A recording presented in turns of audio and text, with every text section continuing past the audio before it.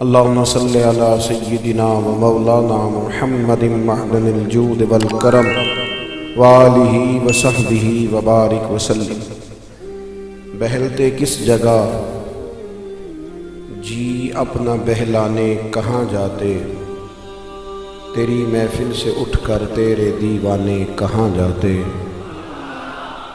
خدا کا شکر شمع رخ لیے آئے ہو محفل میں، اگر پردوں میں چھپے رہتے تو پروانے کہاں جاتے۔ خدا آباد رکھے سلسلہ یہ تیری نسبت کا، خدا آباد رکھے سلسلہ یہ تیری نسبت کا، خدا آباد رکھے، خدا آباد رکھے سلسلہ یہ تیری نسبت کا، وگرنہ ہم بھری دنیا میں پہچانے کہاں جاتے۔ نصیر اچھا ہوا در مل گیا ان کا ہمیں ورنہ، نصیر اچھا ہوا در مل گیا ان کا ہمیں ورنہ، کہاں رکتے کہاں تھمتے خدا جانے کہاں جاتے۔ عزیز دوستو، بزرگوں اور بھائیوں، بڑے ذوق سے، بڑے شوق سے، بڑے پریم سے اور بڑی ہی محبت سے ہم نے یہ محبت رسول کانفرنس سجائی ہے۔ دوستو، محبت بڑا ضروری کام ہے۔ زندگی سے محبت نکال دی جائے تو زندگی صفر رہ جاتی ہے۔ محبت فاتح عالم ہوتی ہے، یہ جہان کو فتح کر لیتی ہے۔ اللہ تبارک و تعالیٰ نے نا قرآن پاک میں اپنے لیے فرمایا والذین آمنوا اشد حبا للہ۔ خود رب فرماتا ہے یہ جو ایمان والے ہیں نا، یہ جو میرے محبوب کا کلمہ پڑھنے والے ہیں نا، فرمایا یہ اپنے رب سے شدید محبت کرتے ہیں، یہ اپنے مالک سے بڑا پیار کرتے ہیں، راتوں کو جاگتے ہیں، جیبوں سے پیسے دے کے اللہ کے گھر بناتے ہیں، یہ بڑی مشقت کر کے حج کرنے جاتے ہیں، یہ اپنے چہرے سجدوں سے سجاتے ہیں، یہ قرآن کو سینوں سے لگاتے ہیں۔ فرمایا یہ جو ہے نا میرے محبوب کے غلام، یہ اپنے رب سے شدید محبت کرتے ہیں، شدید محبت۔ رب سے محبت ہو جائے تو سجدہ کرنے کا مزہ آتا ہے، قرآن شریف پڑھنے کا ذائقہ آتا ہے۔ اور نبی پاک صلی اللہ تعالیٰ علیہ وسلم کی جو محبت ہے، جو حضور کی، پہلے یہ سمجھ لیں کہ اللہ رسول کی ذاتیں دو ہیں، محبت ایک ہی ہے، ذاتیں دو ہیں، بات ایک ہی ہے۔ حضور صلی اللہ علیہ وسلم نے فرمایا کہ تم اس وقت تک مومن ہی نہیں بن سکتے جب تک ہر چیز سے بڑھ کر مجھ سے محبت نہ کرو۔ اللہ سے بھی پیار کریں تو ٹوٹ کر، اور نبی کریم سے بھی محبت کریں تو ٹوٹ۔ پھر اللہ رسول کی محبت کی وجہ سے محبت کریں۔ ہمارے ہاں نا آہستہ آہستہ نفرت کو فروغ دیا جانے لگا ہے، نفرت کا فروغ۔ ایک تو کافر ہے، منافق ہے، وہ تو اسلام کو پیش کر رہا ہے کہ یہ آپس میں نفرت کرتے ہیں، یہ لوگ ٹھیک نہیں ہیں، معاذ اللہ۔ ہمارے اندر یہ ماحول بن گیا ہے۔ ایک تو باہر سے جو لوگ تھے وہ زیادتی کر رہے تھے، اندر سے یہ ماحول بن گیا ہے کہ آپ کھول لیں کوئی چینل، لڑائی ہی لڑائی ہے، فساد ہی فساد ہے، بحث ہی بحث ہے۔ یہ مولانا اس مولانا کا جواب دے رہے ہیں، وہ مولانا اس مولانا کا جواب دے رہے ہیں۔ ہم نے چیزوں کو الجھایا، اتنا الجھایا، اتنا الجھایا، کبھی کبھی یوں لگتا ہے کہ یار لوگ کدھر جائیں گے بیچارے۔ حق کی بات کرنا ٹھیک ہے، جو اہل حق ہیں وہ احقاق حق کر رہے ہیں، میں منع نہیں کر رہا، لیکن آپ چیزوں کو اگر اتنا الجھا دیں گے، اہل حق بھی اگر الجھ جائیں گے، اگر وہ بھی اتنا الجھ جائیں گے، اتنی آزمائش ہو جائے گی، تو دین کا جو محبت کا پیغام تھا وہ کیسے آگے جائے گا۔ کوئی معاذ اللہ صحابہ کی محبت کی آڑ میں اہل بیت کے بارے میں بات کرتا ہے، کوئی اہل بیت کی محبت کے پیچھے چھپ کے صحابہ کے بارے میں بات کرتا ہے۔ ہماری محبتوں کی بنیاد مدینے والے رسول ہیں۔ ہم نے حضور سے تعلق رکھنے والی ہر شے سے پیار کرنا ہے، ہر شے سے۔ نبی پاک صلی اللہ تعالیٰ علیہ وسلم نے فرمایا جس نے میرے صحابہ سے محبت کی میری وجہ سے کی، جس نے میرے صحابہ سے بغض رکھا میری وجہ سے رکھا، اور نبی پاک صلی اللہ تعالیٰ علیہ وسلم نے فرمایا یہ علی ہے، یہ فاطمہ ہے، یہ حسن ہے، یہ حسین ہے، یہ میری اولاد ہے۔ حضور نے ہاتھ اٹھا کے دعا کی، اے اللہ میں ان سے محبت کرتا ہوں، تو بھی ان سے محبت فرما۔ آپ ذرا اس محبت کا فروغ دیکھیں کہاں تک جاتی ہے۔ فرمایا اے اللہ میں ان سے محبت کرتا ہوں، تو بھی محبت فرما، اور مالک جو ان سے محبت کرے نا تو ان سب سے بھی محبت فرما۔ محبت کو فروغ دیں، محبت کی بات کریں، پیار کو لے کے چلیں۔ میں نا کبھی کبھی کڑتا ہوں، میں سوچتا ہوں کہ ہم نے نا اپنے ملک میں فضا پیدا کر لی ہے، یہ بندہ بھی غلط ہے، وہ بندہ بھی غلط ہے۔ میرے آنے والی نسلیں یہ سمجھنے لگی ہیں کہ شاید ہم چوروں کے ملک میں پیدا ہو گئے، شاید یہاں ڈاکو بستے ہیں، شاید یہاں راہزن ہیں۔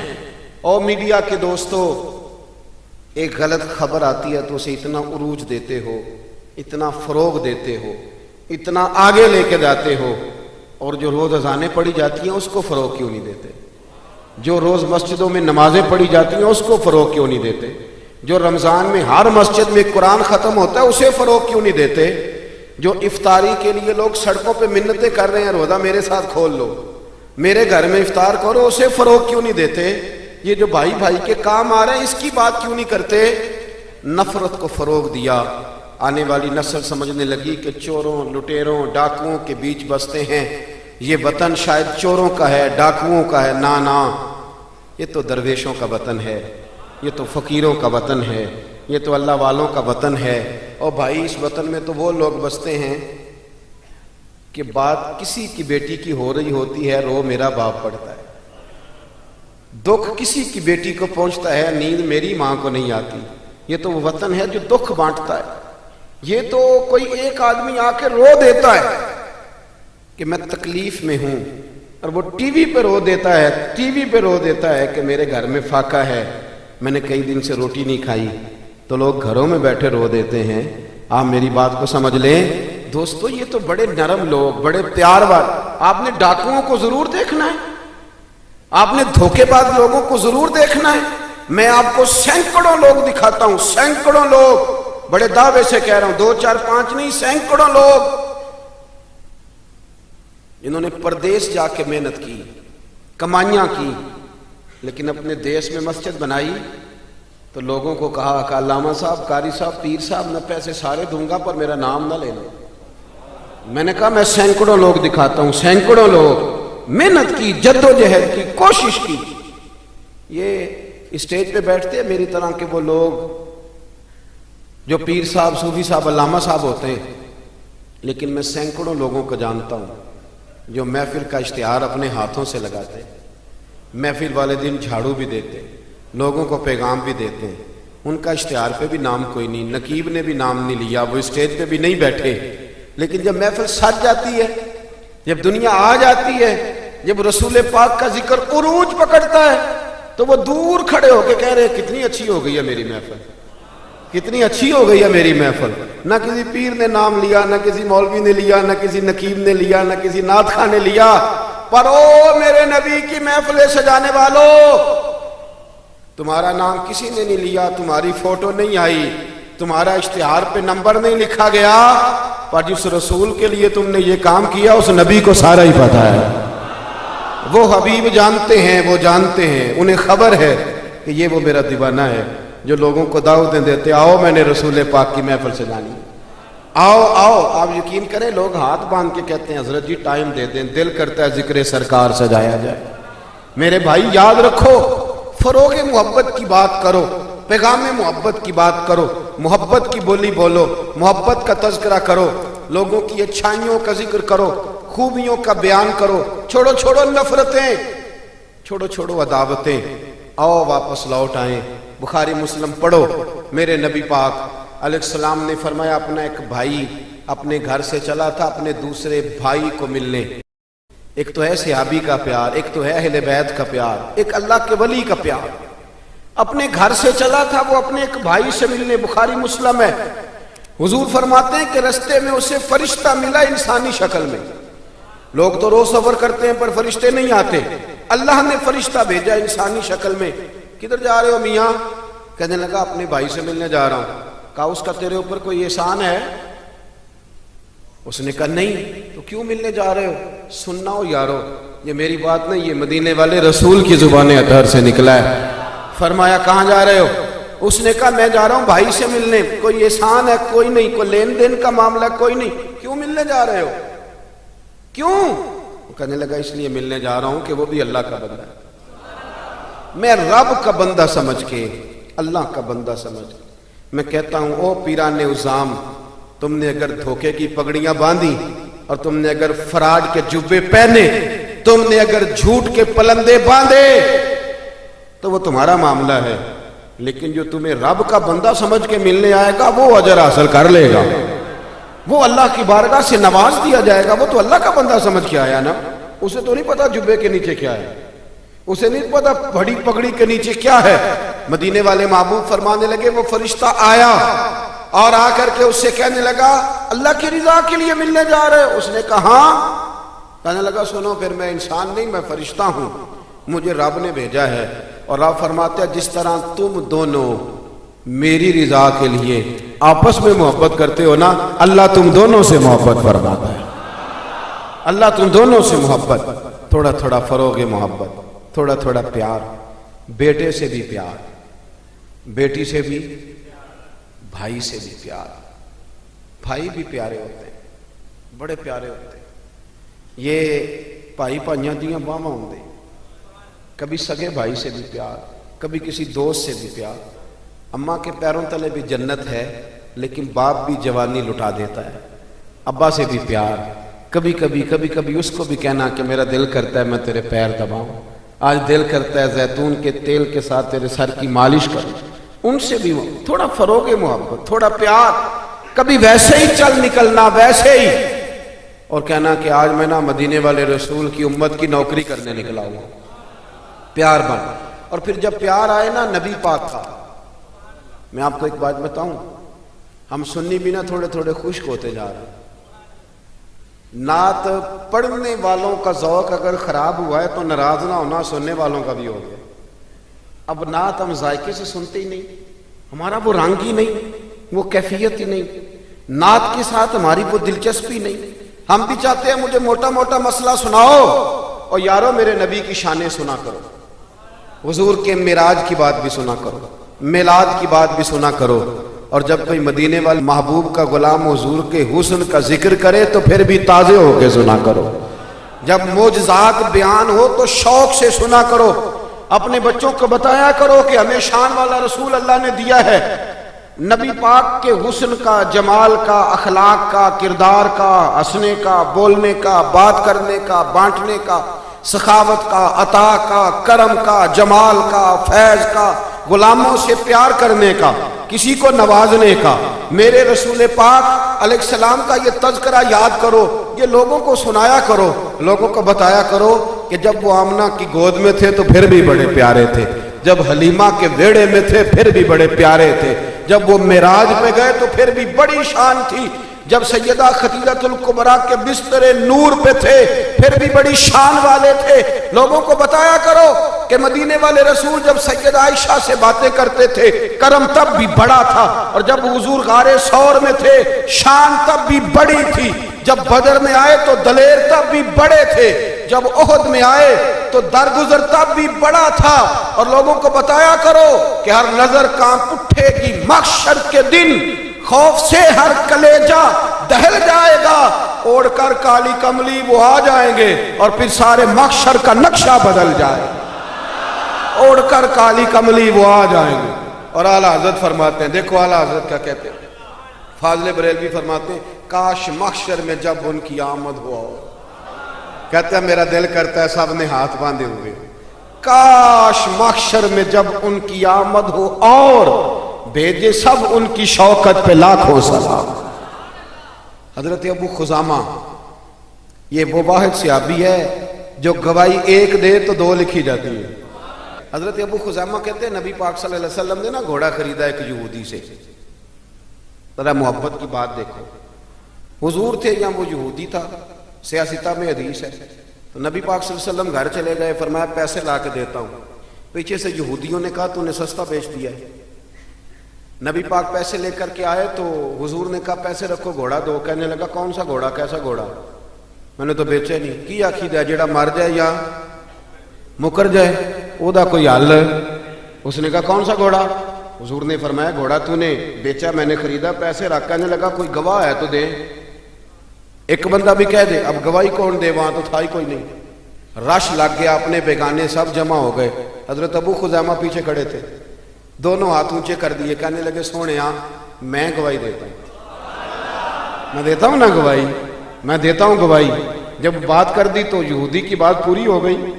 نبی پاک صلی اللہ تعالی وسلم نے پیسے دیے, گھوڑا لیا, سب لوگ چلے گئے. چونکہ اس نے کہا تھا ایک بندہ کہہ دے تو دے دیتا ہوں. حضور نے سیدنا بلال حبشی سے کہا گھوڑا لے جا گھر. اور شارحین نے لکھا ہے, شارحین نے, کہ نبی پاک نا لوگ چلے گئے تو حضور نے نا حضرت خزیمہ کے یوں گلے میں ہاتھ ڈالا اور حضور ساتھ ساتھ چل رہے ہیں, ساتھ ساتھ, اور مسکرا کے فرمانے لگے یار تو نے تو دیکھا ہی نہیں تھا, گواہی کیسے دے دی, تو تے تھا ہی نہیں. گواہی نہ علماں وچ پھسا سانو, تو یار دی گل سنا سانو. اوتے علم دا سکہ نہیں چلدا جتھے عشق ہوراں دا ڈیرا ہے. نبی پاک صلی اللہ علیہ وسلم نے فرمایا ابو خزیمہ تو تھا ہی نہیں, تو گواہی کیسے دے دی؟ چلتے چلتے کہا. جناب ابو خزیمہ ٹھہر گئے, حضور بھی رک گئے, غور سے سرکار کا چہرہ دیکھا. عرض کرنے لگے سونیا کیا کہا؟ میں وہاں تھا نہیں, میں نے دیکھا نہیں تو گواہی دے دی. کیا جملہ ہے, کیا شان ہے, کیا ایمان ہے, کیا قوت ہے. عرض کرنے لگے یا رسول اللہ میں نے تو رب بھی نہیں دیکھا, میں نے کو دیکھا ہے.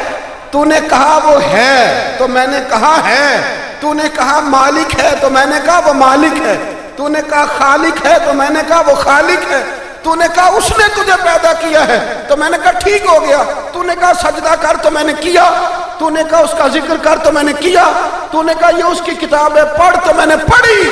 تو جب تیرے کہنے پہ میں اتنی بڑی شے مان گیا ہوں تو گھوڑا تو چیز ہی کوئی نہیں, اتنی بڑی شے جو مان گیا ہوں تو گھوڑا پیچھے رہ گیا. سر سے لے کر پاؤں تک تنویر ہی تنویر ہے, جیسے منہ سے بولتی قرآن کی تفسیر ہے. سوچتی تو ہوگی دنیا مصطفیٰ کو دیکھ کر وہ مصور کیسا ہوگا جس کی یہ تصویر ہے. آپ ذرا ماننے کا رنگ دیکھیں, آپ ذرا غلاموں کے ماننے کا, آپ ذرا انداز تو دیکھیں نا غلاموں کے ماننے. نبی پاک صلی اللہ علیہ وسلم نے کہتے سونیا میں نے کوئی رب دیکھا ہے؟ آپ نے کہا ہے تو میں نے کہا اتنی بڑی شے مان. اب حضور نے کیا کہا؟ ایسے نہیں کہتے, یہ نہیں فرمایا, اس طرح نہیں کرتے, یہ نہیں فرمایا. نبی پاک نے نا بازو پکڑا. حضرت ابو خزیمہ رضی اللہ تعالیٰ عنہ نے نا, وہ کبھی جیت جاتا تھا نا ہمارا کھلاڑی, تو اس کا بازو پکڑ کے اونچا کرتے تھے. تو نبی پاک نے حضرت ابو خزیمہ کا بازو پکڑ کے اونچا کیا. میں سنو میرے یارو, جہاں گواہی کی ضرورت پڑے 2 بندے چاہیے, پر جہاں میرا ابو خزیمہ آ جائے نا, ایک کی گواہی 2 کے برابر, ایک کی گواہی 2 کے برابر. میرے بھائی محبوب کی محبت کوئی معمولی بات ہے؟ رسول پاک کا پیار آپ اس کو ہلکی بات جانتے ہیں؟ سنو, یہاں لوگ کہہ دیتے ہیں میں نے اتنے سال لگائے غلامی میں. حضرت صہیب ابن سنان, حضرت صہیب ابن سنان رومی مکے سے نکلے مدینے جانے کے لیے. ابو جہل نے روک لیا, کہنے لگے نہیں جانے دیں گے. آپ فرمانے لگے کہ سودا کرتے ہو میرے ساتھ؟ نے کہا وہ کیا؟ فرمایا تمہیں پتہ ہے نا میں بڑا مالدار آدمی ہوں. نے کہا جی ہاں. فرمانے لگے مدینے میں نے جانا ہے, میں نے ٹھان لے لی. گو سنا تھا کہ آستانہ یار دور ہے, پر ہم نے یہ ٹھان لی تھی کہ جانا ضرور ہے. اور موقوف طور پر ہی نہیں جلوائے دید کچھ, ہوش اڑ گئے جہاں پر وہیں کوہ طور ہے. بس ہوش اڑ گئے جہاں پر وہیں کوہ طور ہے. تو آپ فرمانے لگے میں نے مدینے تو جانا ہے, اگر روکو گے تو میں پھر تلوار نکالوں گا, ٹوٹ گئی تو تیر نکالوں گا, ختم ہو گئے تو نیزہ چلاؤں گا, مدینے میں جا کے رہوں گا. جنوں ویکھ کے ٹھر دیاں اکھیاں نے, تو جنوں ویکھ کے ٹھر دا سینہ ہے. ربا تیری ساری خدائی چ ایک ہی تے شہر مدینہ ہے. فرمایا جانا میں نے ضرور ہے, یہ پاک ہے, سودا کر لو. تو ابو جہل کہنے لگا جی کیا سودا؟ آپ فرمانے لگے تو پتہ ہے نا میرے پاس بڑا مال ہے, پتہ ہے نا میرے پاس بڑا کچھ ہے. اس نے کہا ہاں. فرمانے لگے سارا لے لو. ابو جہل کہنے لگا یعنی سارا؟ آپ نے فرمایا سارا. جیبیں خالی کر دی, جیبیں خالی کر دی, ہر چیز اتار کے دے دی. گھوڑے پہ جو کجاوا تھا نا وہ بھی اتار کے دے دیا۔ حضرت صہیب ابن سنان کہتے ہیں میں سارا کچھ دے کے سارا کچھ دے کے مدینے پہنچا، رسول کریم کی زیارت ہوئی، جو لفظ نبی پاک نے کہے وہ بڑے انوکھے ہیں۔ فرمایا صہیب تو نے جو تجارت کی ہے نا، انہیں مال دے کے رب رسول کو راضی کر لیا ہے، تجارت لفظ بڑے قابل غور ہیں۔ حضور فرمانے لگے تو نے جو تجارت کی ہے نا، مال دے کے اللہ رسول کو راضی کر لیا ہے۔ فرمایا تجارت تو نے کی ہے پر کوئی مہنگا سودا نہیں کیا، اور تو نے تو سستے میں خرید لی عرش ہے، تو نے کوئی مہنگا سودا۔ حضرت خواجہ نظام الدین صاحب محبوب الہی رحمت اللہ تعالی علیہ کے مرید تھے، حضرت امیر خسرو۔